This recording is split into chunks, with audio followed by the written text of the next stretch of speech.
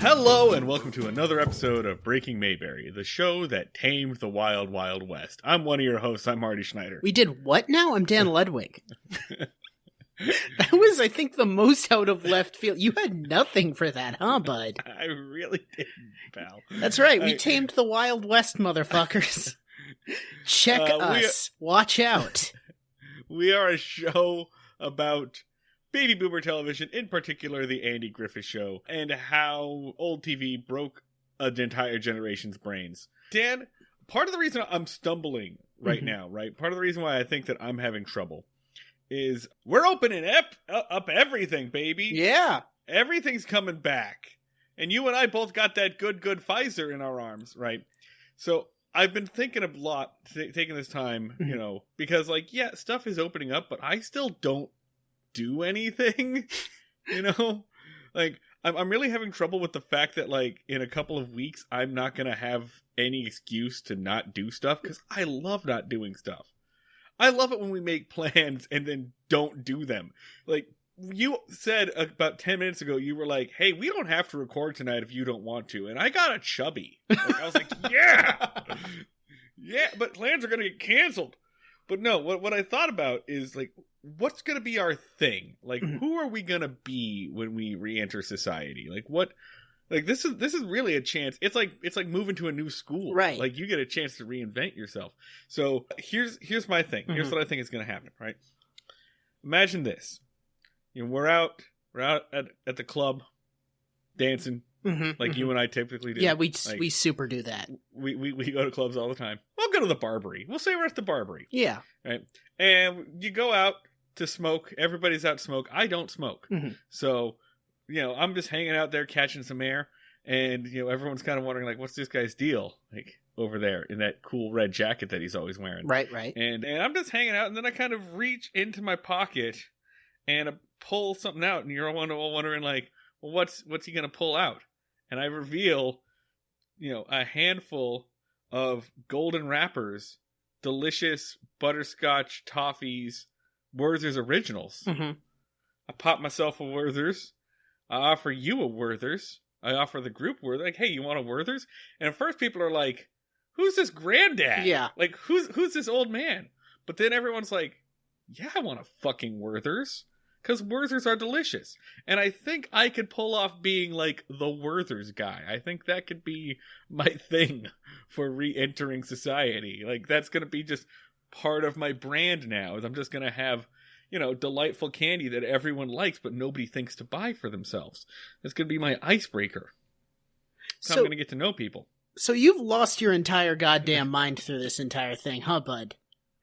I mean, I think in addition to coming out of stuff and it's like moving to a new school, we also have I'm going to say 6-month grace period where you can do whatever the fuck you want. For example, hand out butterscotch candy outside of a nightclub. And no one's really going to bat an eye because it'd be like, well, this person's still insane from the last year.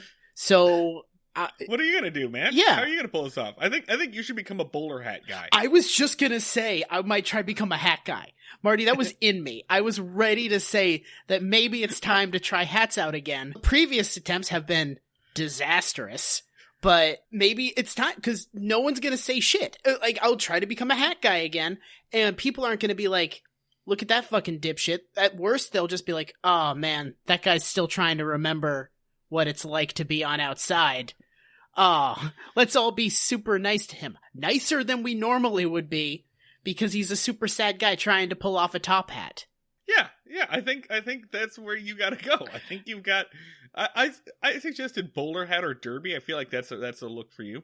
No, I'm gunning it, Marty. I'm doing a top hat. I'm doing a top hat with a fun checker pattern on it.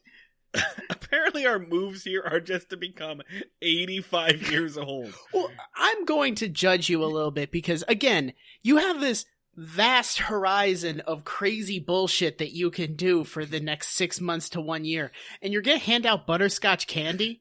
Like, you can do rainbow suspenders, Marty. Like, start throwing knives. I don't know. It's like The Purge, but for social awkwardness. What if I did like an entire like persona around the candy though, right? Like what I do have a Willy Wonka costume. You do have a Willy Wonka costume. But then I'm stealing the top hat from you. Yeah.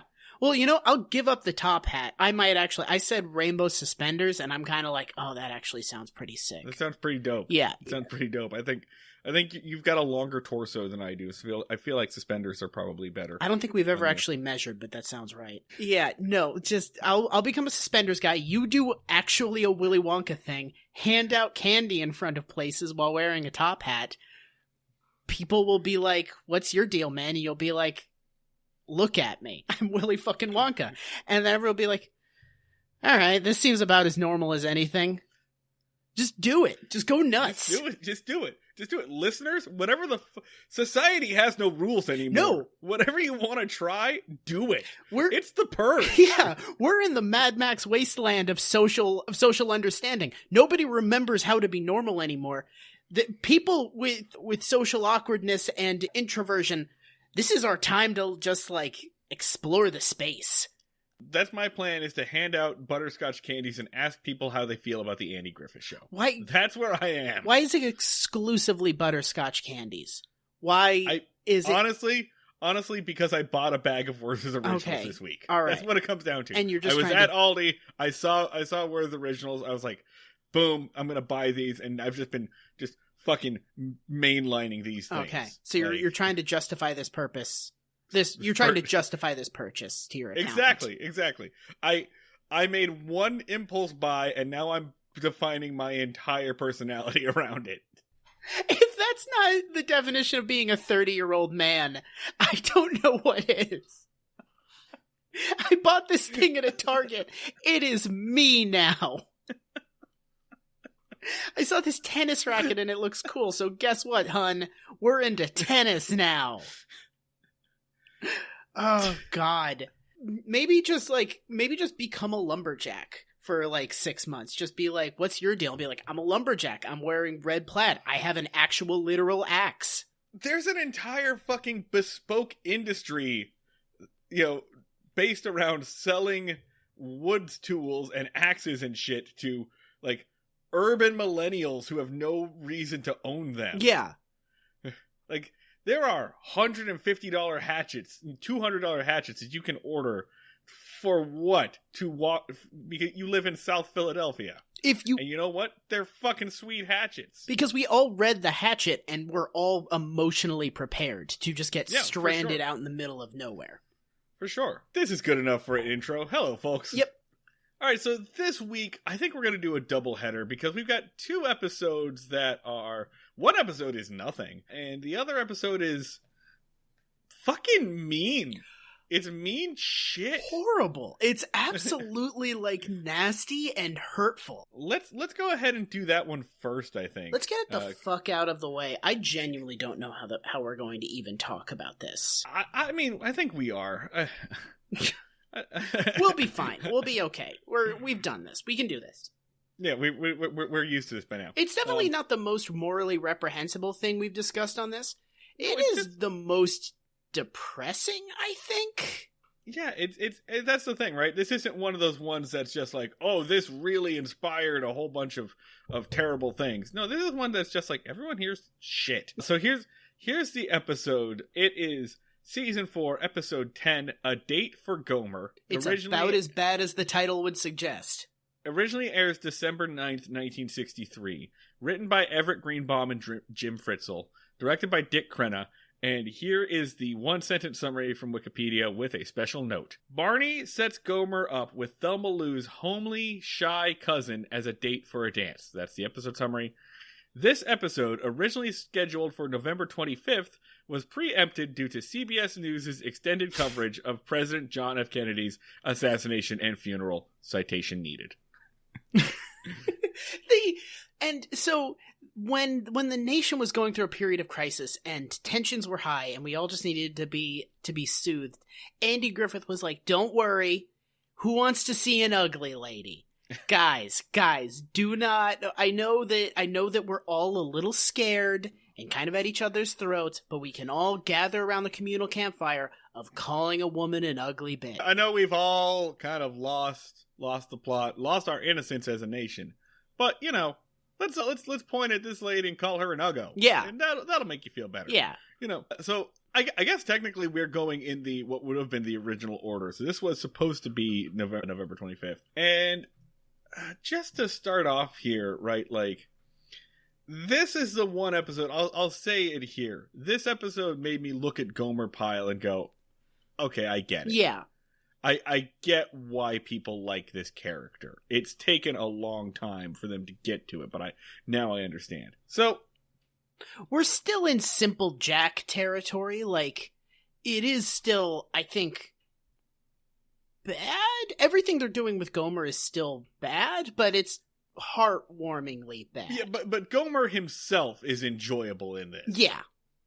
Everyone else is a massive piece of shit. Just a fucking sociopath. It's just like a real Monsters Ball scenario happening, with just this very sweet scene at the center of it. So, okay, so here's the plot, right? There's a big dance that's coming up, the big Chamber of Commerce dance, and does it... where does this open? So this opens with Andy getting a haircut and explaining how haircuts work to his son. From fake Floyd. Yeah, from off-camera Floyd. Just to establish that, yes, he still does exist. So Andy... Opie asks Andy, like, why did you ask Floyd to give you a haircut that doesn't look like a haircut? Which is like the second or third time they've used that phrase on the show. They really like the phrase, a haircut that doesn't look like a haircut. It delights them so much. What the fuck does that mean? And I know what it means now because Andy explains it in painstaking detail. He says that he wants to get a haircut, but he doesn't want a haircut that looks like he just got a haircut, because if Floyd cuts it too short, then you can see the white of his scalp, because his scalp is a different color than the rest of his face, because hair, skin doesn't tan, and skin under the hair. Yeah. And oh my god, I'm remembering this and just falling asleep. But yeah, but it does have a nice little kicker in which he, like, you're drifting off, and he's like, and people will think I'm wearing a wig, and I'm like, whoa, okay, all right. But he's explaining the concept of vanity to his son Opie. He's explaining that sometimes people like to look nice. Yeah. Which I feel like Opie understood beforehand. Yeah. And it's kind of weird because he's like, here's the concept of vanity. It's fine. Like, he's not like, oh, yeah, it's a personal failing that we all deal with. He's just like, I want to look nice and I want people to think I look nice. Fuck off. And, I feel fine. Get it. Yeah. Get it, Andy. Really, I feel like it should have ended with Opie going, no, I get all that. Why the fuck did you say I want a haircut that doesn't look like a haircut? That's dumb garbage, Pa. Just tell him you want a 3 on the sides and a 5 on top, for fuck's sake. Don't give him a fucking riddle. When does a haircut not look like a haircut? You're not the Sphinx, Pa! Answer my riddles 3 and you can cut my fucking hair. God. Yeah, so they do that and they have Is there any point to this scene? Does this scene tie into any... I guess it tells us that a thematic through line. The dance is coming up. Yeah, it tells us the dance is coming up, and then we cut to Barney running an errand for his girlfriend, essentially, which Andy describes as being on a special mission. So Thelma Lou sent him out to grab ice cream for her, which he does to basically demanded praise. He's like, look how great of a guy I am. And she's like, I'm praising you. And he's like, praise me more. Anyway, also give me change. I was like, anyway, that'll be 40 cents. Just so great. I don't know if they did that on purpose because there wasn't a fucking laugh track on it. But I was like, that's the funniest thing in the fucking episode. Yeah, he goes out... He goes out of his way to get ice cream for Thelma Lou. Hey. And Thelma Lou says, like, you didn't need to make a special trip. I just told you to get ice cream, if you were going out. And he was like, nope, I gotta, someone asked for it. I gotta get it, because that's what I get. I gotta get stuff for you. That'll be 40 cents, by the way. Yeah. Like, he asks her to pay. Can you Venmo me? So, and I should also point out, it's a dog shit flavor. I don't remember the specific flavor, but it's like Arabian nighttime mocha crunch or some bullshit. It's coffee flavored ice cream, basically. Yeah, but and that gets a laugh. That gets a laugh track. The idea that there's a weird ice cream flavor. Yeah, that gets a gag. And we're being like super shitty to Barney here, even though both of us have had our girlfriends Venmo us money back and forth or whatever for buying stuff. But fuck off, dude. You just went and got some ice cream. Shut up. And also, you're going to eat that ice cream, aren't you? Also, he deserves more abuse than we can give him in an episode, so we need to squeeze every bit of criticism in. Yeah. So, and that's fine, because he's going to do plenty of stuff that's worthy of criticism right now. So they start talking about the dance and going to the dance together. And Thelma Lou says, well, I don't know if we'll go. That's the week that my cousin Mary Grace is in town. And Barney says, Mary Grace? Oh, she's a dog. He refers to her as a dog multiple times. Also, Dan, this is a good time for us to get on the record. Maybe we've said it before. I think we tweeted it. I don't know if we said it officially on the show. We apologize to the Baja Men. Yes, 100%. Please stop explaining it to us. If you don't understand what we're talking about, 10, 15 episodes or so ago, we talked about the song Who Let the Dogs Out, and we said that the Baja Men were, like, crazy sexist misogynists because the lyrics of that song are full of misogyny. We were wrong. That song is actually attacking and belittling the misogynists who are saying Who Let the Dogs Out. Like, he's saying those people are pieces of shit. Yeah. Or the dogs are like guys who are catcalling women. I don't remember. Oh, that's right. It's something along those lines. Anyway. The Baja Men are allies and feminist heroes. We would like to formally apologize for misrepresenting the Baja Men. Venmo them $20 because I'm sure that they need it. Back to the episode. Yeah, Barney's just such a fucking dick about. He repeatedly talks about how ugly this woman is. Just like, unprompted. He's not like. Velma isn't like, oh, Mary Beth, do you remember her? What do you think about her appearance? She's like, oh, Mary Beth, and Barney is just like, she's ugly as fucking sin! She looks like crap on a stick! I wouldn't fuck her with someone else's dick! I want to spit on the very idea of her existence! Pew! Piece of shit! Fuck her! And listen, I know that we talk a lot about how Thelma Lou deserves better. Thelma Lou does not defend her cousin at all. No. Thelma Lou makes zero attempt. Well, Thelma Lou does defend her. She doesn't say, no, she's actually good looking, or no, she looks fine. She goes, how can you say that my ugly cousin is ugly? That's so cruel. Like, which... That's not the same thing. Not good. It's not good. It's not a home. That's not equal. It's definitely not a home run, or not really even a base hit. But it's not absolutely eating shit. She does say, "Don't insult my cousin." Even though I agree with what you're saying. It's basically Marge Simpson. It's true, but you shouldn't say it. Yeah, when she's like, don't say things I believe out loud. Fucking, she does chide him. She does say, how can you be so cruel? And he says, well, I'm just stating facts. There is a very funny cut in this, and it's at the end of the scene where Thelma Lou says, well, listen, I bet Andy will take her. And Barney goes, why? Why would you think Andy would even do that? And she says, because Andy's the kindest, sweetest man in town, and I'm sure there's no way he'd say no. Hard cut to Andy screaming, no! Yeah, it's a pretty great cut. It was so fast, it got a surprise laugh out of me. Yes. And Barney says, like, oh yeah, because you think she's a dog too. And Andy doesn't refute this, but he does say, like, I'm going with Miss Crump, who I guess is my girlfriend in this episode. Yeah. So we should just quickly rewind and just kind of run through the premise. Barney wants to go to this dance. It's like the big town dance.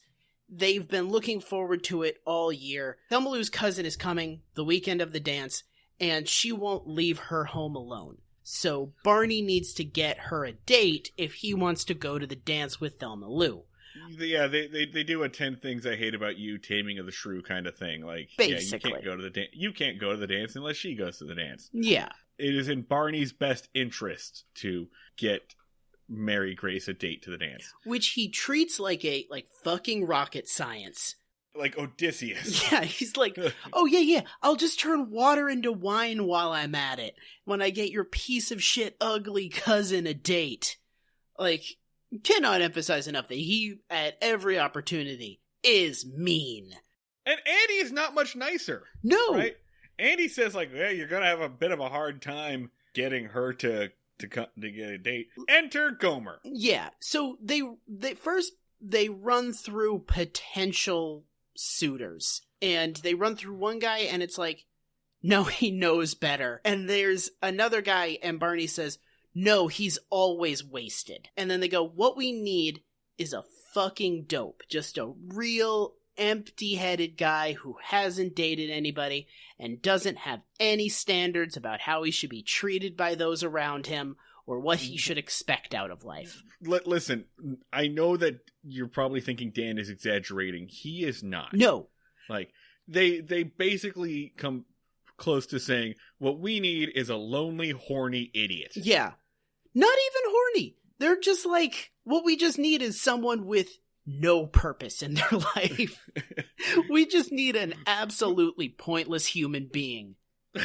But we need someone who will just go where we tell them to go. Yeah. Like, we need someone with no autonomy, really, of their own. Yeah. Do we have any homunculi laying around? Do we have any sort of shuffling zombies? Does anyone know how to make a golem? Can you write in that there Hebrew?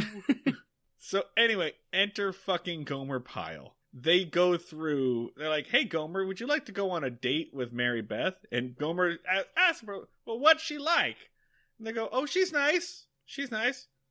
Is she pretty? She's nice. And you think that's a good joke? Do you think that's an okay joke? It's a fine joke. It's passable. They're going to repeat it 5 times in the next 45 seconds. Yeah, just rapid fire. Is she pretty? She's nice. Nice. So nice. Is she pretty? Nicest girl. Pretty? Nice. Like, just... And Gomer says, all right, fine. I got nothing to do. Not nothing better to do. All right, I'll go. Cut back to Thelma Lou, who's like, Gomer Pyle? You set my homely cousin up with Gomer fucking Pyle? Yeah. And just comes in real hard on Gomer now. Yeah, now she's... I guess it's Gomer's turn to be the piñata of the town. She says, I can't believe you think so little of my cousin, which is brutally mean. Of, like, Gomer has an intellectual disability. Let's you and I know this. Yes. You and I know this. But for the purpose of the show, in the writer's eyes, he's just a dumb guy. Yes. And that's it. He's just a dumb guy. No, because they are very clearly aware that he is beyond the category of dumb guy. Barney is a dumb guy. Floyd is a dumb guy. That's true. There are numerous dumb guys. They reference Gomer specifically, like, and then there's Gomer, who they're like, who is simple. Or, yeah, he's on his own. And they just spend this entire time being fucking assholes to them. Yeah. These people who are supposedly his friends. I think Gomer would say that they are his friends. So it basically turns into a whole thing of like, all right, people, what's worse, disabled or ugly? Ooh. But they also don't necessarily say that Gomer's handsome either. Because they do the whole bit again with Miss Crump and Thelma Lou trying to convince the homely cousin Mary Grace to go out with Gomer. So yeah, I mean, the next scene is we finally see Mary Grace, and she looks fine! Fine! She looks normal. She looks like a normal human woman. Yeah. Like, I thought they were going to put her in, like, makeup, at least. Imagine being the woman who has to audition for this. How did she survive? How did she get how much scotch was she drinking between takes? was she just mainlining tequila to get through this? Because it was just like, all right, so I'm going to do a guest spot on this show. Yeah. So the subject of the episode is you and your literal human face are bad. That is literally the point of the episode, is everyone's going to call you ugly, and we mean it. The show doesn't work unless America thinks you're ugly. So you're going to do this, and I guess you're going to live your life? She went on to have, like, a role. She went on to have several roles in Bewitched and Green Acres, and she was like a character actress throughout the 60s. I hope she just didn't pop up when they were like, we need an ugly lady. I don't think so. I mean, she had a common role, like recurring bits. I don't know. I hope that wasn't her thing. I hope that wasn't her entire life. But yeah, so she's sitting there like, first off, she says that she doesn't even want to go to the fucking dance, and no one's going to allow... It feels like this would be problem solved, right? She says, I don't want to go to the dance, okay, we can move on. No, the next couple of minutes are Helen Crump and Thelma Lou doing the same shtick. They're like, well, you can't wait till you meet Gomer Pyle. What's Gomer Pyle like? Well, he's tall. Is he handsome? He's tall. Say that he's quiet, which is categorically untrue. Yeah, basically goes counter to his entire appeal as a person. Have you ever met this man? Yeah. Like, we just had an entire episode where he lost his job because he wouldn't shut the fuck up. Yeah. It is so painful. They literally twist her arm. They do, like, enhanced interrogation techniques to make her go to this fucking dance. And she's like... And describe a Gomer that doesn't exist. Yes! So they just lie to two people to make them go to a dance that neither of them planned on going to or particularly want to go to for vague, selfish reasons. Yeah, for what? So these people gather together and they lie to two people that they all agree are worthless pieces of shit. And they emotionally manipulate those people to do a thing they didn't want to do so that they could do a thing that they want to do. It's a panopticon of asshole. It goes everywhere. There's so many layers. It's a fucking Twister game. It's a kaleidoscope of prick. Like, just spin the wheel and find out what flavor of fucking dick you are. Yeah. In every given scene, people are being dicks in different, unique ways that reflect off of each other into bright new colors. And I cannot stress this enough. This conflict didn't need to be. Yeah. I don't understand why they feel like forcing Gomer and Mary Beth to go, or Mary Grace to go to this thing. Because they'll feel like bad people if they don't, so they're doing so many bad things. Yeah. I hate all of this, and it kind of comes to a head so the next scene, we get a scene of the boys getting ready, right? We get a scene of Barney, Gomer, and Andy getting ready for the dance. Andy comes down without pants, which I'm sure was very risque. Yeah. Like, he's standing there in his shirt and his boxer shorts while Aunt B, like, presses his knees, like irons his pants, basically. There is one scene, before I talk about how uncomfortable and unpleasant this scene is, somewhere in the middle of it, there's a scene where Gomer comes into the jail, and he shows Andy and Barney the various suit components that he bought. He bought a nice belt, and he bought nice shoes, and he bought a nice tie. And they basically gently try to tell him that he shouldn't become emotionally invested in this night because it's gonna suck. Because they're like, all right, so you're excited about tonight, and we need to temper those expectations without telling you that your date is ugly. Barney does this whole thing of like, a man walks down many roads in his life. Some are big roads and some are little roads. And basically this is a piece of shit road that you're going to wish you hadn't walked over. So don't spend a lot of money. You know, there feels like there should be a line in there, like Gomer just being like, don't worry, you guys are my friends, and I'm sure my friends would never, ever do anything to hurt me or lead me astray. Instead, Gomer's just like, what are you talking about? And yeah, Gomer does get excited. He spends money. He buys new shoes. He gets, like, he didn't care about it before, but now he's like, all right, I'm going to go to a dance. And he starts to get nervous and excited. And, like, this is his first date. It's cute. Like, yeah. And it also has the explicit thing of, like, all right, Gomer bought a nice suit, which they are, for a date, which they are then asserting he will never, ever need ever again. Which is also another layer of shitty of them just being like, well, you're never going to have another nice moment in your life. So I did notice that Barney's wearing the same suit that they always put him in as well. Such a fucking it's ugly such a ass stupid suit. It looks like a floor mat in a 1986 Plymouth minivan. His hat is so stupid looking. I don't know if that was actually supposed to be taken seriously as a head garment, but it looks like a toy boat that a kid folded up. Like, it looks like it's designed to catch rainwater and nothing else. Fucking bought that suit at a truck stop. Jesus.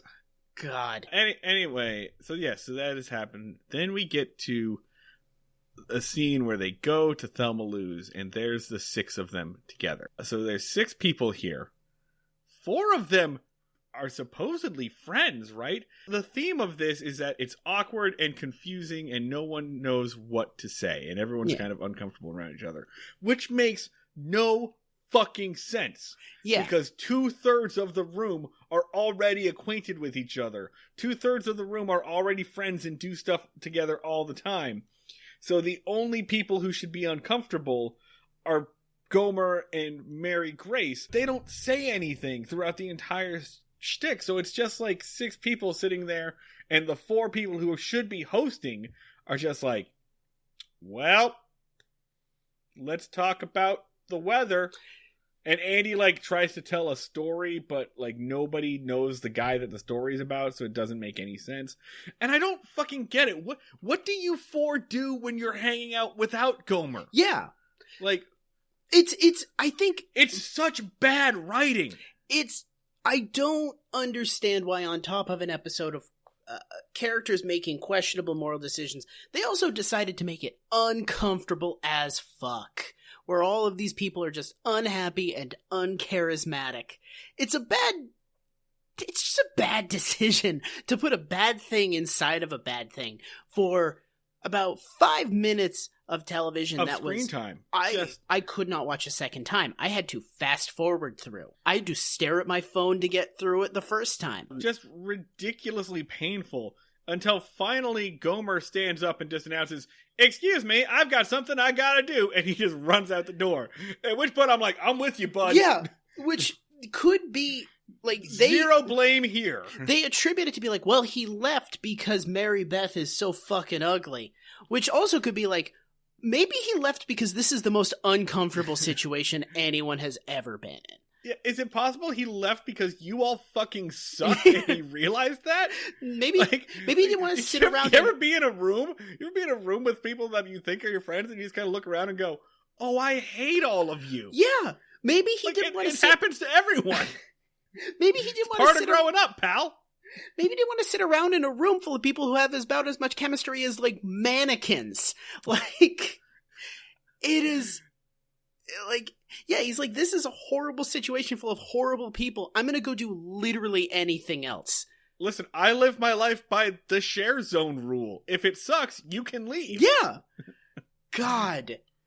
Fucking A. So he just gets up and boots, and everyone's just like, how rude. What a massive piece of shit Gomer is. Like, nobody thinks about introspectively. No one starts to think, like, why would Gomer leave? They just automatically, like, blame it on this woman's ugly face. Yeah, which... Your face is so hideous that he couldn't stand to be in here. Which, you know what would be a good thing to do in that moment is to, like, say, like, I'm sure your date ran out for totally good reasons that didn't involve you. Maybe you had to go take a massive shit. I'm just spitballing here. But the thing that I'm coming up with is better than what they do, which is just to be like, Mary Beth, I'm sorry that your boyfriend left because you're so goddamn ugly. But we'll have a good night anyway. Yeah. Yeah, eventually, like, rather than stay in with her, they all decide, well, I guess Barney and Andy decide, well, I guess we can go anyway. Yeah, like, Thelma Lou's... Rendering the past 15 minutes entirely null and void. Which, they drag Thelma Lou, like, basically at gunpoint, where, like, Thelma Lou was like, I don't want to fucking go. My cousin is really upset. I'm fucking livid and miserable. And they're like, come on.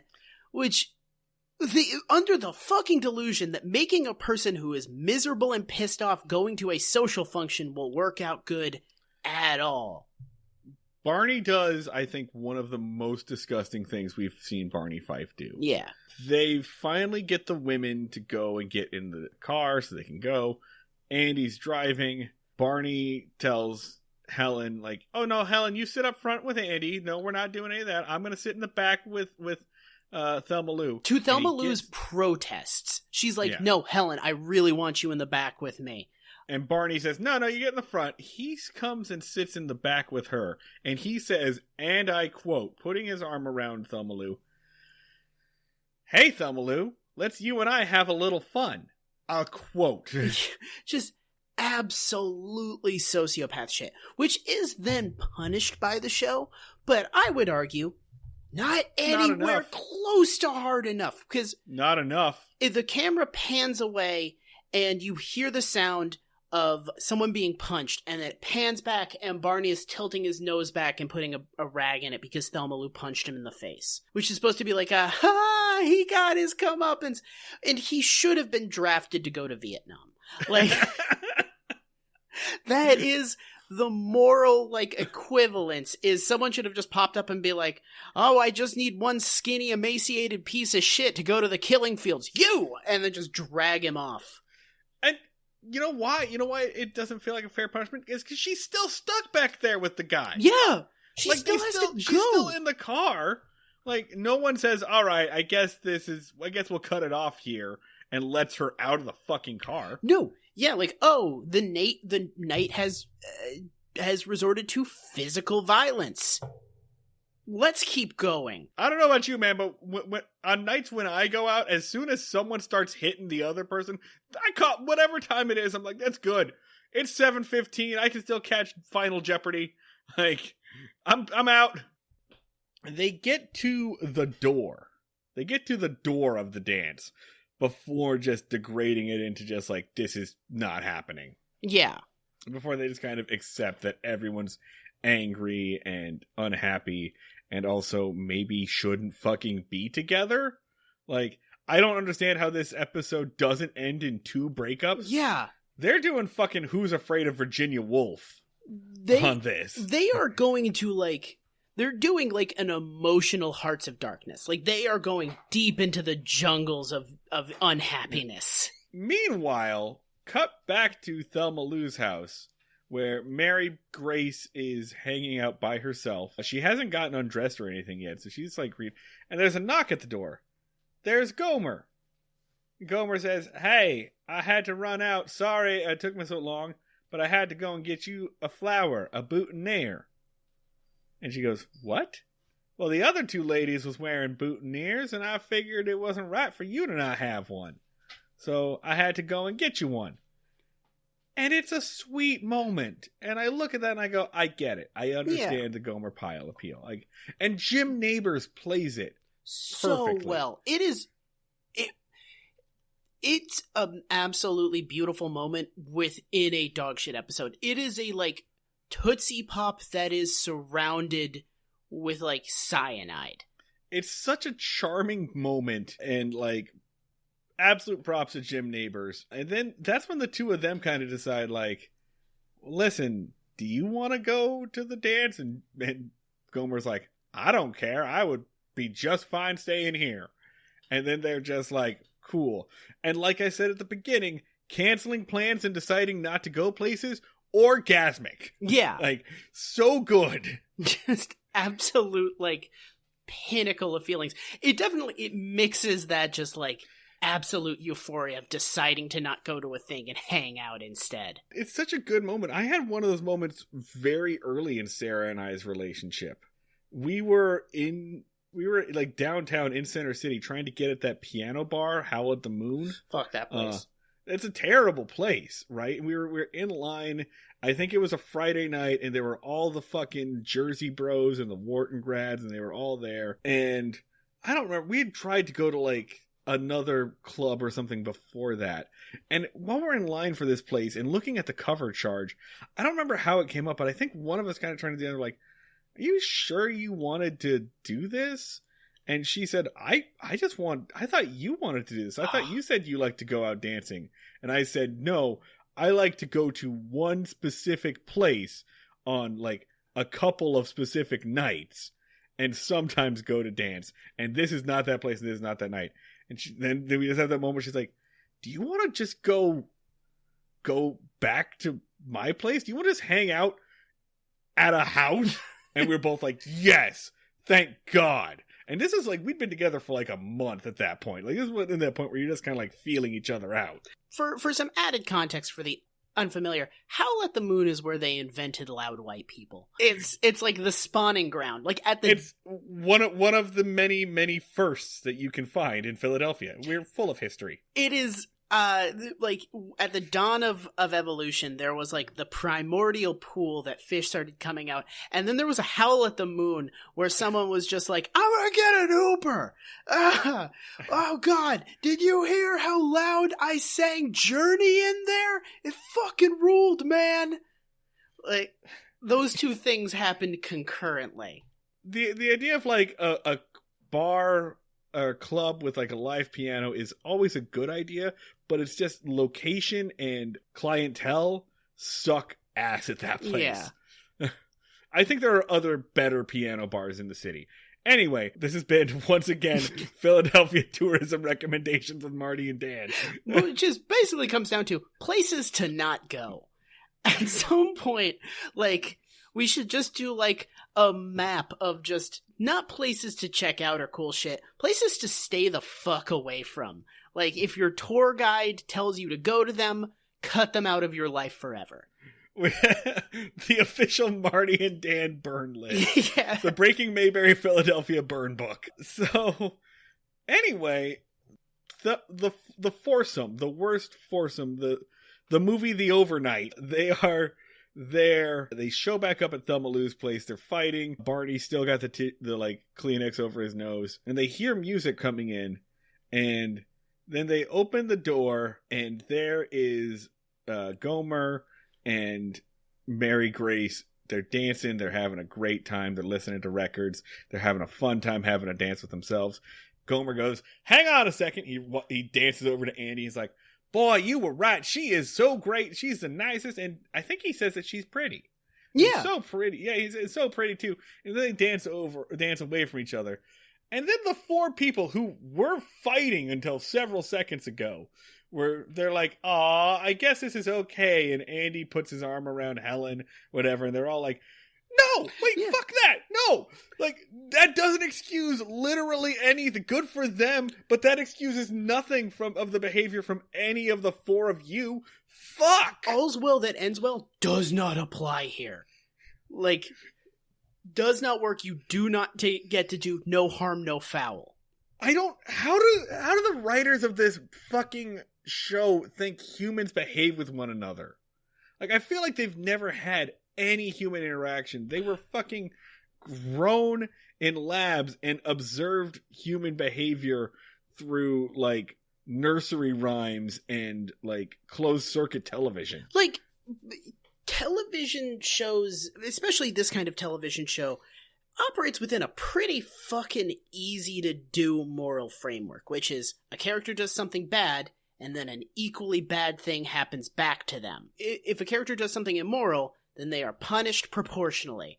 It's like the comfort food aspect of TV where you know, like someone's going to get a pretty rational comeuppance.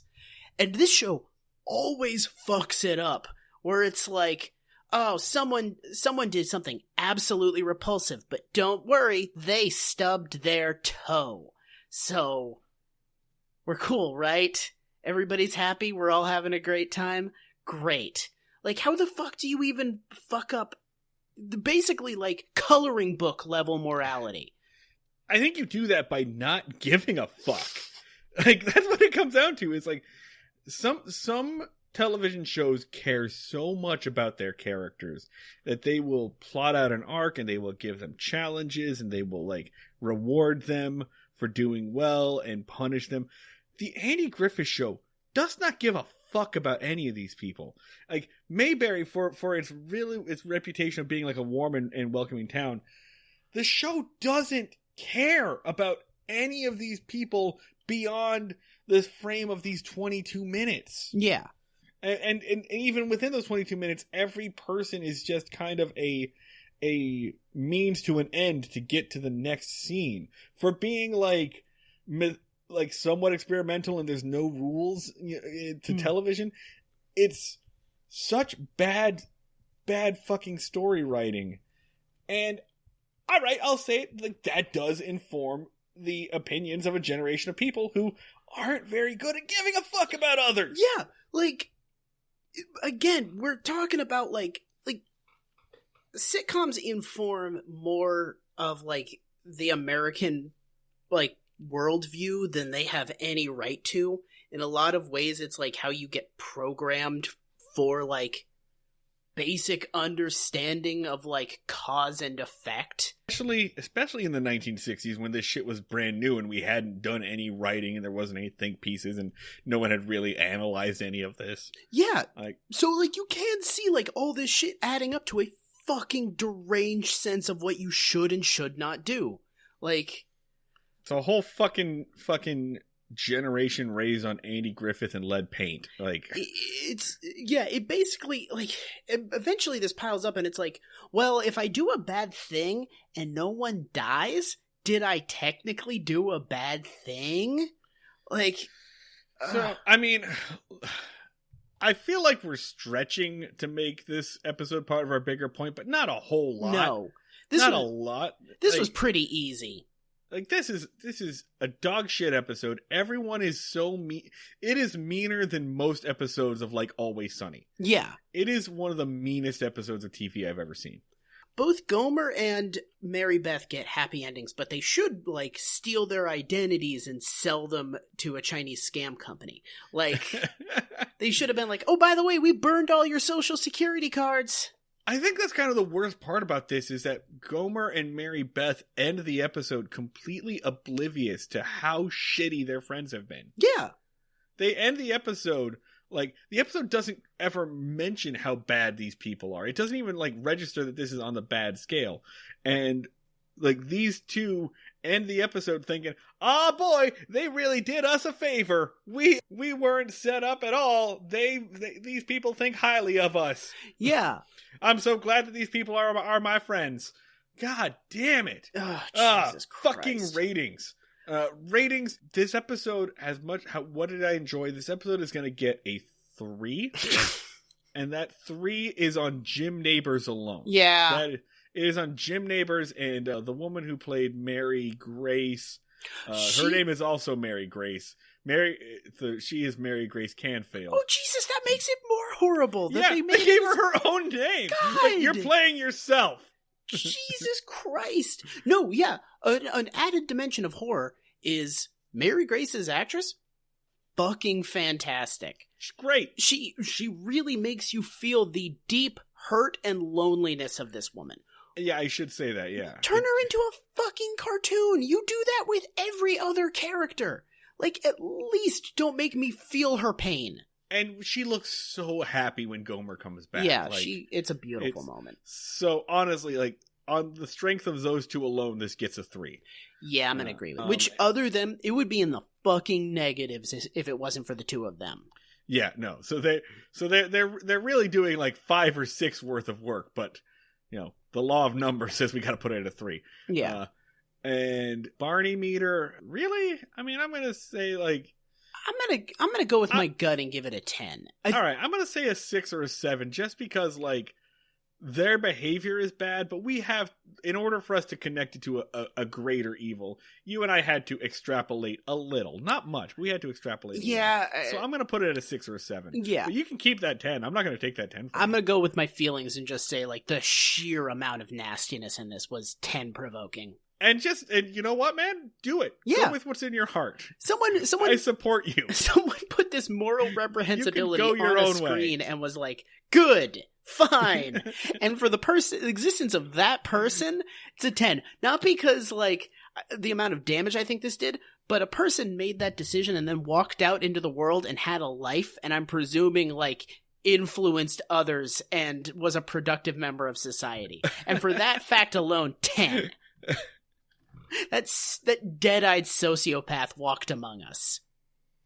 All right, so on to the good one. It's a less entertaining episode. Yeah, I think it's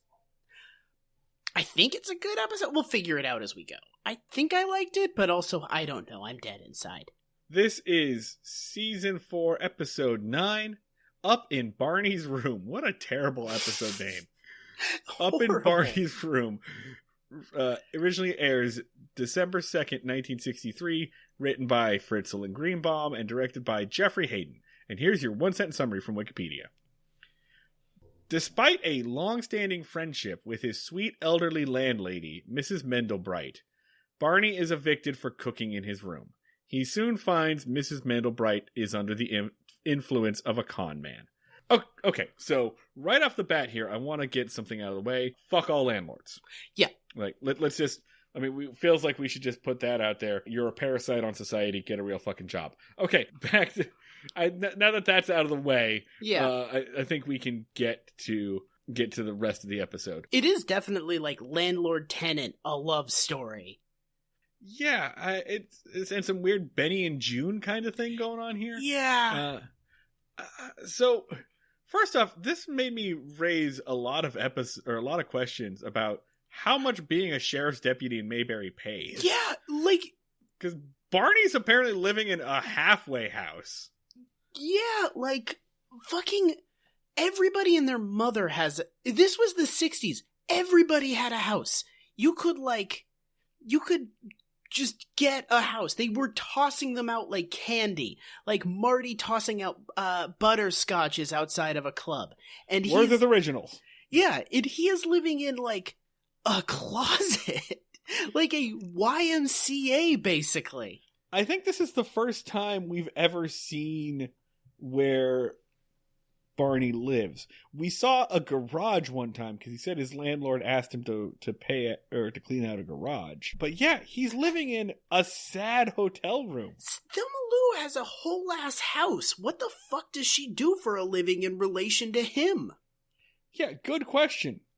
But Barney is living a life like he just got out of doing a nickel at San Quentin. Like, Barney's home makes it look like he has to go to meetings every week, you know, or else his parole officer calls. And he's trying his best to make it work. It is the most divorced living situation I've ever seen.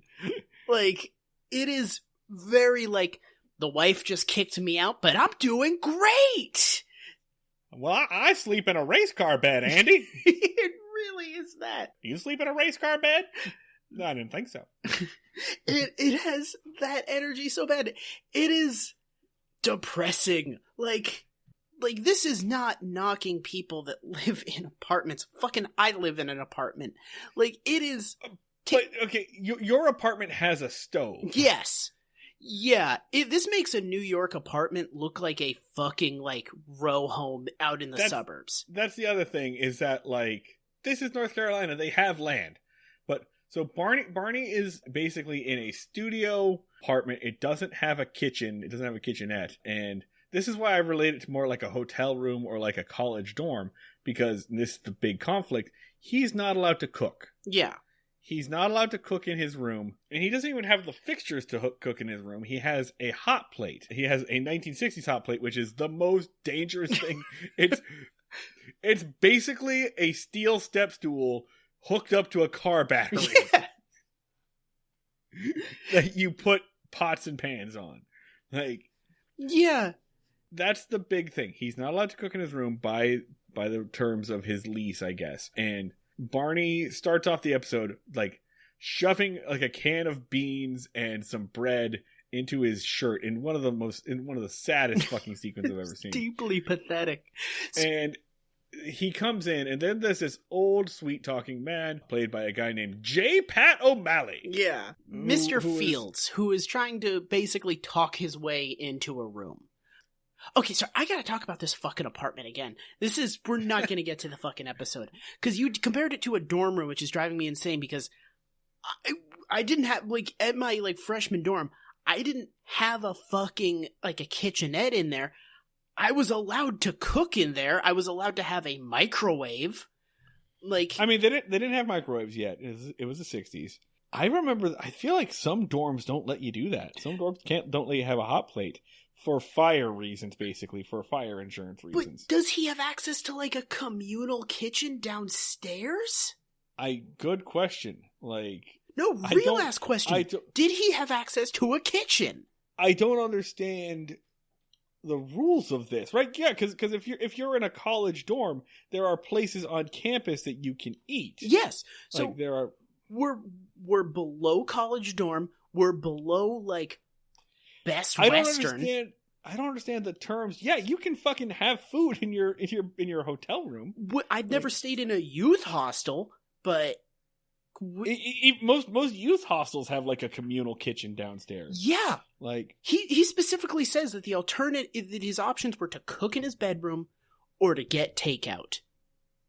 So yeah, so has Barney been existing on restaurant meals? Yes. And Aunt B, when he's not with Aunt B or Thelma Lou, is Barney just always? Oh, that's why he's always fucking the wait. It's a survival thing. Yeah. Okay. Yeah. It's he's not actually into Juanita. He's just doing it so that he can eat. It's fuck or die. We've all been there. Yeah. No. Yeah. All right. I got you. Have sex or starve. We've all been there at some point in our lives. I can't think of a comparable living situation in modern life. I can't believe this was a thing in the 60s. All right, back to the plot of the episode. So Mr. Fields, this like charming British guy, is trying to talk his way into letting Barney's landlord lease him a room. And she's like, I don't have any rooms. Barney like walks in with like an entire thing of groceries down the back of his shirt. There's some antics where he talks about like having a hurt back and needing to get up to his room. And he slips upstairs and takes out a hot plate and starts making chili, which looks disgusting. It's so bad. Because he's just dumping like warm milk and a can of beans into a pot on a hot plate. It really looks like the Peeps chili that Chidi makes in The Good Place. Yeah! It is like definitely like sub-canned chili quality. Like the diarrhea is almost assured by what he is cooking. And so Andy comes in, Andy comes by, and he drops off the paycheck, Barney's paycheck. And I guess that's the impetus for this, is that Barney didn't get paid on time this week. And therefore he couldn't get food out, so he, whatever. Horrifying. Well, yeah, terrifying. What? Does Barney have zero savings? What are you paying this man? I realize he's not very good at his job, but like, what pittance wages are you giving him? I think we've like gotten another piece of the puzzle of like, why does Andy keep this short-tempered lunatic employed when he's a danger to society? And it's like, because he don't have to pay him shit. Yeah, I think that might be it. Like, if he hired someone remotely competent at their job, they might insist payment. Yeah. They might want to get paid. He's basically got an intern. They talk about the decorations in Barney's apartment, and the joke is that he's like very proud of his decor, even though there isn't much of it. Do you like this joke? Because you're gonna get it again. 10 minutes of this episode is just the saddest house tours on Earth, which is absolute momentum killer. There wasn't a lot of momentum going on so far, but basically the episode just kind of pulls off to the shoulder and parks for a little bit, and just is like, we're pretty tired. We need a little break. I mean, look, I can't fault them for this one, right? Because, like, I just watched Pride and Prejudice for the first time, and that movie / book, that classic that's been adapted a million times, that is 2.5 hours of people visiting other people's houses. Yeah. And talking about the house. Like... It is kind of amazing. We've marveled at it a lot in, like, both good and bad ways. Like, how Columbo can just have him, like, trying to flag down a car because he has car troubles for, like, 12 minutes. But also, back then, you could just write, like, 24 pages that were just, like, some people, they sit around, they look at a couch, they comment on the couch, they move to a different couch, they comment on that couch. Did you fucking see that thing? It was Amazon's guidelines for movies and TV shows. What? No. Oh, God, yeah. Jeff Bezos, like, dictated, like, the elements that every single story that they pick up must have. And it must have, like, world-changing stakes, humor, a romance, emotional connection. People must grow. And it's just, like... It's absolute bullshit because it's like the most putting people in a box creativity thing. But you just counter that with like basically it was just like every single moment of your TV show must be exhilarating me in some way. And meanwhile, like 60 years ago, they were just like, hey, what kind of wallpaper is that? Is that mauve? No, that's crimson. No, it's mauve. Oh. Oh, okay. How do you think we named it mauve? Huh. That's a weird name for a color, right? Honestly, when you put it that way, I kind of like it. Like, when you put it that way, I'm a big fan. It used to be so awesome to be a writer because you would just, like, you would do, like, 10% things happening and 90% whatever. Just words. Just words in an order of just people hanging out. It feels like they went through, like, the Jack Kirby, Stan Lee Marvel method. Like, they just showed up on set, looked around at who was there, had a brief outline, and were just like, yeah, we can make 22 minutes out of this. Yeah. All right, yeah, sure, whatever. Hey. I just went to the car mechanic. I'm going to write that entire interaction down verbatim with no punch up. And that's in it. That's in the episode, movie, or book. We did it. It's in there. God, being a writer, like, pre-70s was just... I've said it over and over again, but it's the pinnacle of human existence. You just typed some word down, threw a coffee mug at an assistant's head, went home. So, let's move on to into the episode. The chili burns. Mrs. Mendelbright smells it, and she bursts in, and, like, despite them trying to hide the chili or whatever, she bursts in, she kicks Barney out, basically. She also says that he's committed other offenses, including having a, like, too bright of a bulb. Mm-hmm. A light bulb. He's got a 70-watt bulb, and he's not allowed to have anything higher than a 50-watt bulb, and he leaves it on at night. He calls her a snoop, which I guess the explanation is she pays for electricity. But, yeah, I mean, at this point, I'm just like, fuck off, lady. Yeah. Like, yeah, this that fucking is... one-woman homeowners association? Just make him pay for his own fucking electricity, then. Or whatever. Yeah, but fuck her. Like, genuinely, I got, like, lured into being like, yeah, shut up, Barney, but, like, fuck her. Like, you're making him live in this, like, nightmare situation. Apparently, she definitely has a kitchen in the house that he's not allowed to use or some shit. Yeah, because it's clearly, like, her house, and he lives upstairs, right? Or something. Yeah, let him use her fucking kitchen. Here. She's watching him sleep. That was established. He calls her a snoop, which is actually letting her off pretty light, other than, like, what the fuck, why are you watching me sleep? So she kicks him out, and he says, like, fuck you, I want to leave. I'm glad you're kicking me out. I don't want to live in this shitty house anymore. And she runs out. The apartment is full of smoke now from the extremely dangerous hot plate. I do agree with that. But just let me use the fucking stove. And then Miss Mendelbright goes downstairs, tells Mr. Fields that there is now a room open up, and he says, cool, I want to fuck you. Right. More barely exaggerating. He's like, oh yeah? Well, now we can get a lot closer. So Barney does what everyone does when they lose a home, which is go to the jail, but he doesn't live in the cell. Instead, he sets up his cot and everything in the, like, back room, the back office. And I thought we were going to get another, like, episode like the Gomer one, but now it's just Barney living in the office. I guess, whatever. I mean, I kind of want to go yada yada yada over all this, right? There is a thing that bears discussing, which is there. So he moves into the jail and he's like, cool, I live here now, this is awesome. And then later, Thelma Lou is coming to visit Barney's new abode, and he tries to fuck her. He tries to make her home-cooked chili and then fuck her. Because, you know, honestly, if there is a dish that puts me in the mood, it's fucking chili, man. Nature's aphrodisiac, chili. I get a big ass bowl of grease and beans in me, and I'm ready to fuck. You know, that was actually invented by the French in their famous seduction techniques. Is they would just like ladle some 4-bean chili into your mouth seductively, and as the bean grease dipped down your chin. Oh God. We're probably going to get something from some dickhead in Texas is going to be like, well, chili isn't supposed to have beans. Hey, shut up. Wait, what the fuck are you talking about? Chili always has beans. Oh, no, there's a debate of this in southern states.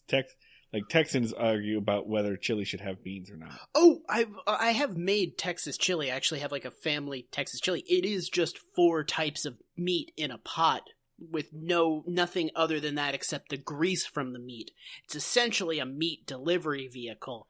It's delicious, but also it makes moving so hard. It is the worst thing I've ever. I feel like it probably makes moving externally hard, but I feel like internally things get moving pretty fast. Oh yeah, it is a punishing food. It is like you could use it as an endurance challenge of like you could have an Olympic event which is eat Dan's Texas chili and then go to the bank. And like people could train their entire lives for it. Yeah, but there's the other problem here is that somehow this works, right? Andy and Opie are walking home from the movie theater. They talk about Gregory Peck for a long time. Great, Gregory Peck's a great actor. They walk past the station and they see that the lights are going on and off. And that is because Barney and Thelma Lou are basically dry humping on the fucking light switch.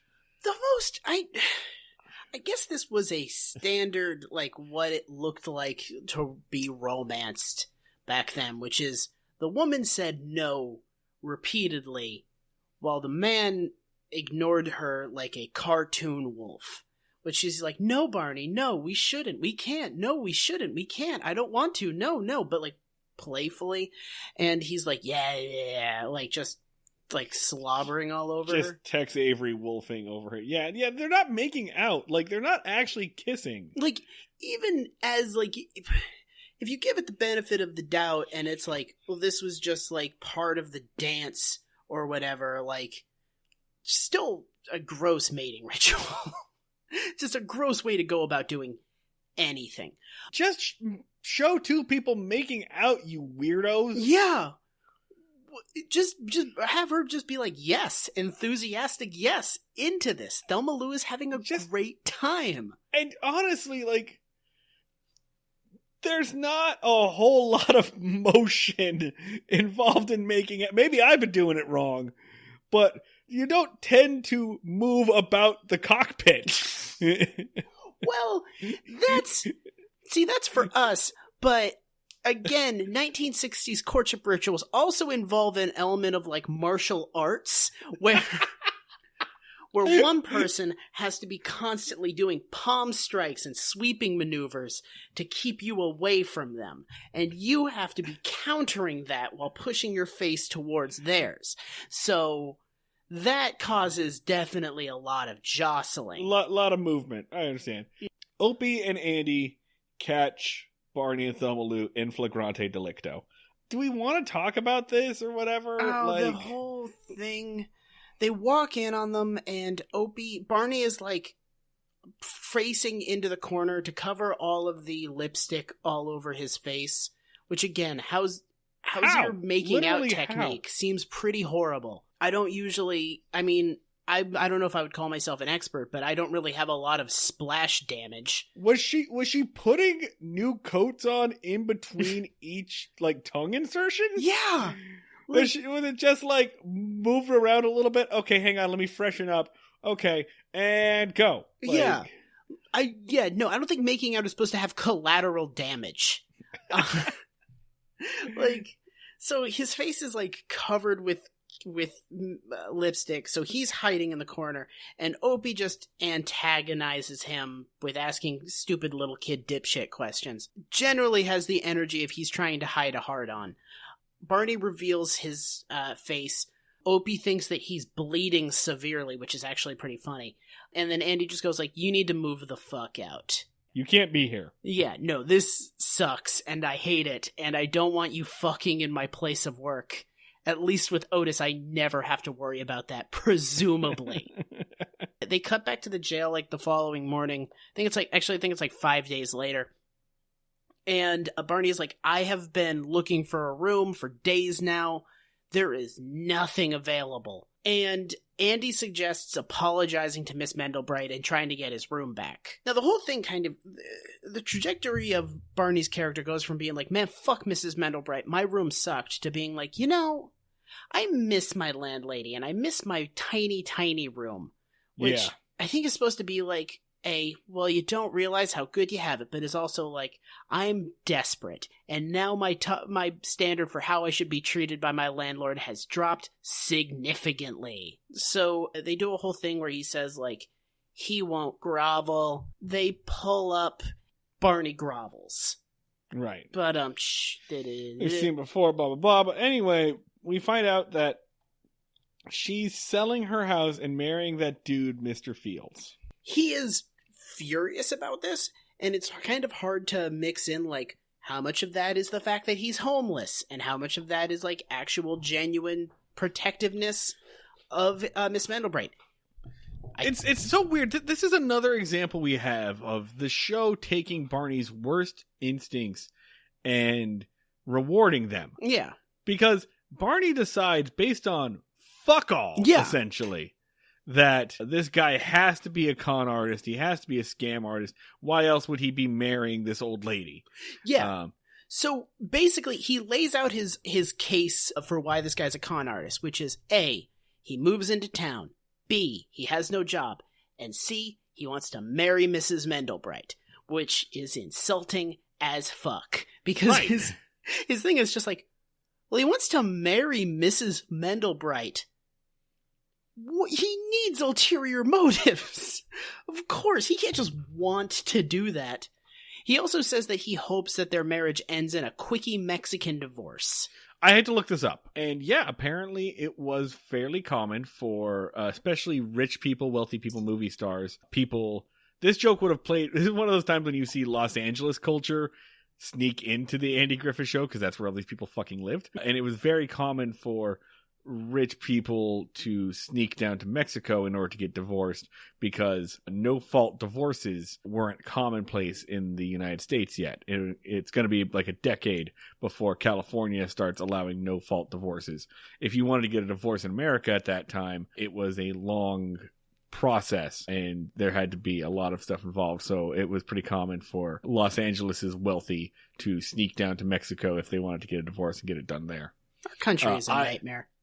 I don't understand how that's legal or how that plays, but whatever. So that was an interesting relic of its time. And yeah, it's such a weird, I highly doubt that anyone in North Carolina would be referring to a Mexican divorce. It feels like it's very much a Southern California thing, but whatever. Yeah, that's the writer's room, just letting their bullshit bleed in. Yeah. So he is immediately like spiteful and petty and like nasty about it, and they do kind of like dress it up as like, but he's concerned, he loves her. That's why he says that he hopes her marriage doesn't work out. Yeah, they really tried to play like there's a real relationship, like they're friends and they're buddies of a fun relationship with him and his landlady. Because they're friends. Like, your landlord just has your best interest at heart, and you should have your landlord's best interest at heart. Basically what this fucking Fuck says. that. Landlords are people too. Yeah. When you think about it, the landlord gives you a piece of them, which is their property, and you give them a piece of you, which is your money. Which in a way is love. If you think about it, you're both giving a piece of yourself. So it's like a human connection, arguably like one of the strongest in the world. So in a way, you should give your landlord a present on Mother's Day, if you think about it. So here's where that fucking goes, right? Is somehow Barney convinces Andy to call the state police and give them a description and try to ask for information on this guy. Yeah. And the motherfucker is right. Yeah. He's fucking rewarded. His worst base instincts, his worst behaviors are once again rewarded. Yeah, so the impetus for this is that he runs into Mrs. Mendelbright outside the bank, and she's withdrawn all of her money, and she's getting ready to go to Raleigh to buy a house with this dude. She has like a couple grand.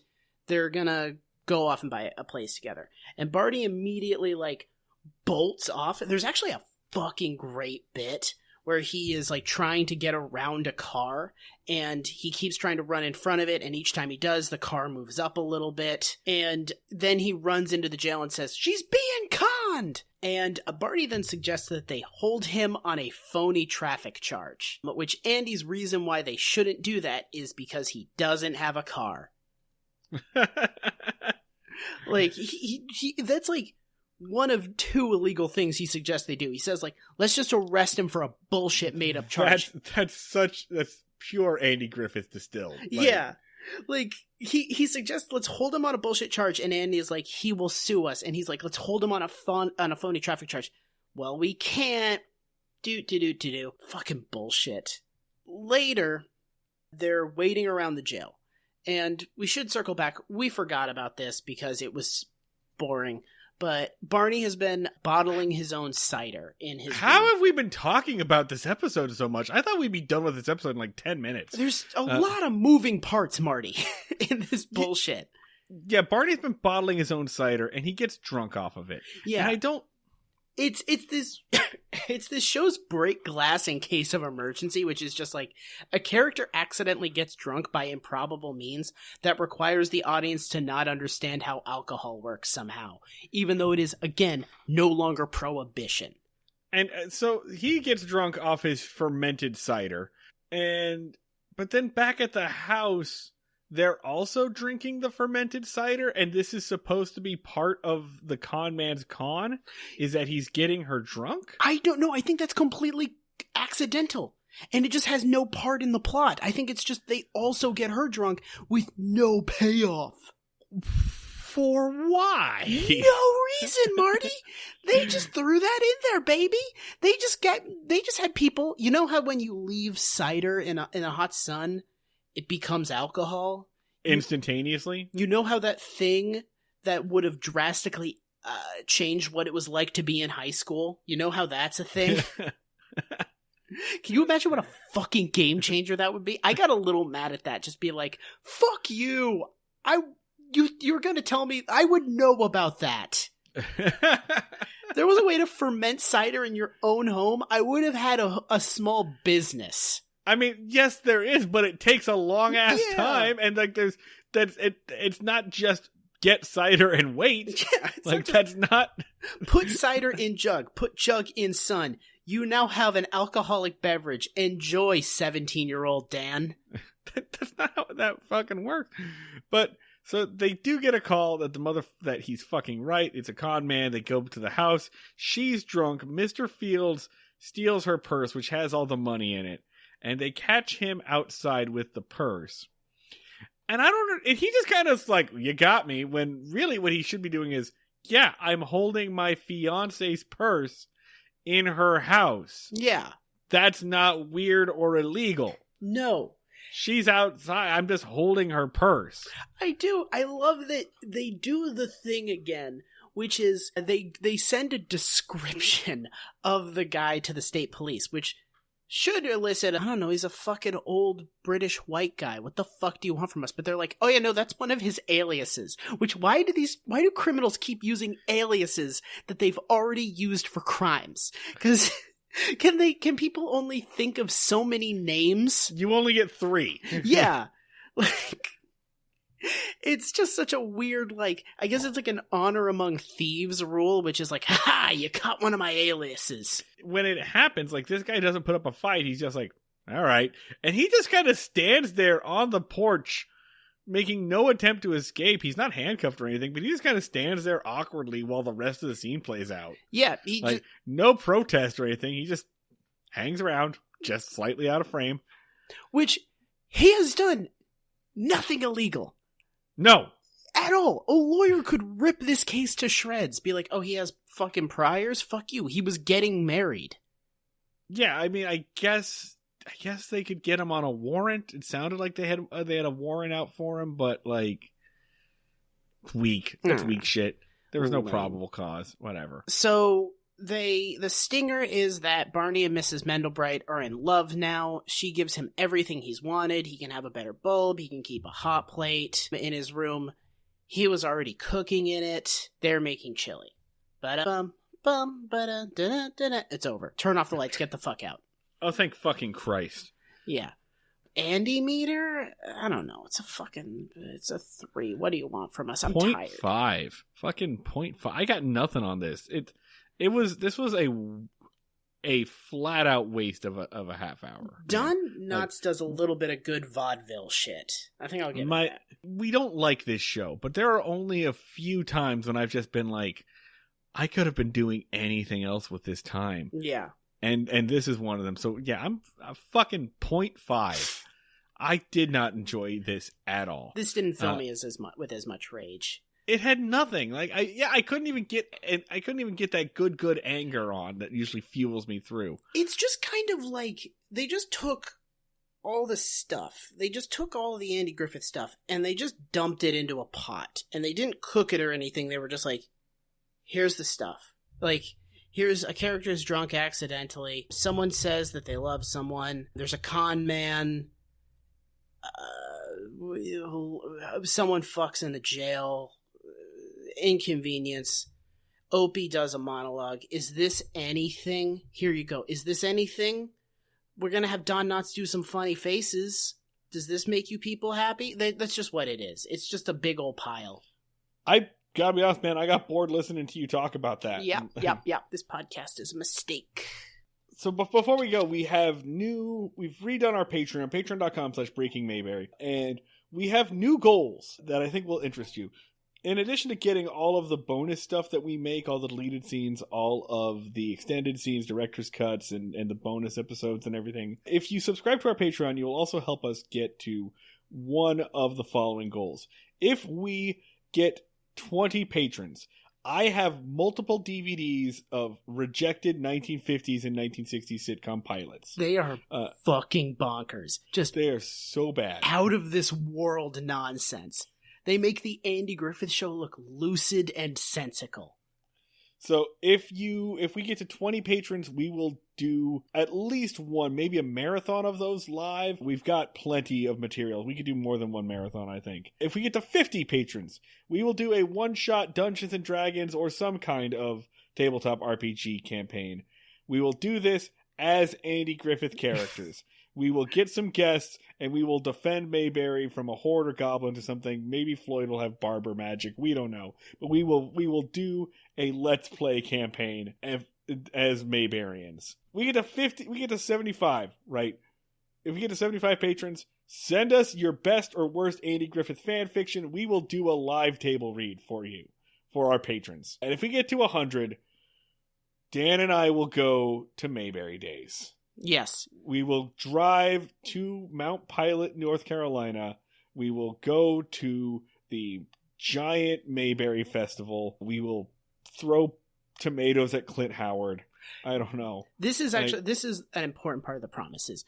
We will go to Mayberry Days, and we will be antagonistic. We will not be passive observers. We will not try to appreciate their point of view. We will cause arguments. We will cause fights. We will confront people. We will tell them that their cosplay is bad and they should be ashamed of it. We will critique everyone that we can get our hands on, and we might try to fight Clint Howard. And the whole thing will be recorded in some way. Oh, so I am making that promise, and we can be held to it. And if we don't get in an altercation with anyone, you can request your money back. What the fuck, man? All right. So there it is. We will be listeners. chased out of North Carolina.